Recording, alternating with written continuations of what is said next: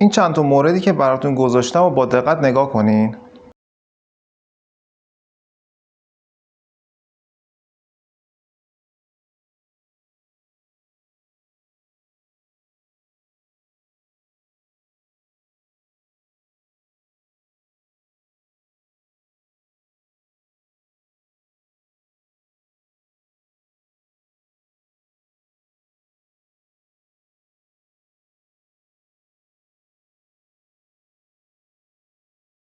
این مواردی که دیدید مثلا روی اون لیندا اون نقطه های ریز زرد رنگ نشونه وجود آفت کنه است، یا توی اون بابا آدمه روی لبه های برگ‌ها که اگه توی ویدیو دقت کرده باشید یه تارعنکبوت‌هایی بسته که اونا نشونه وجود کنه تارعنکبوتیه. این یکی مورد رو هم ببینید.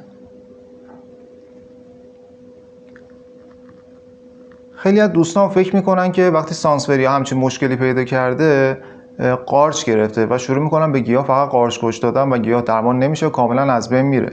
این مورد آخری که ملاحظه کردید این کنه قرمز بهش میگن و آفت به توقه گیاه شما آسیب میزنه و گیاه کاملا از بین میبره. اما وقتی با این موارد روبرو شدیم چجوری باید درمانش کنیم؟ این مواردی که شما ملاحظه کردید توی ویزیت حضوری‌ها که من خدمت دوستان رسیدم ویدیوهاش رو گرفتم براتون که شما هم استفاده کنید. بهترین و قوی‌ترین سمی که من استفاده کردم و ازش نتیجه خیلی خوبی گرفتم سم آبامکتین هست که اینجا عکسش هم براتون میذارم ببینید مال چه شرکتی. این سم رو شما 3 دوره روی گیاهتون اسپری میکنید به فاصله 3 روز، یعنی روز اول، روز 4 و روز 7.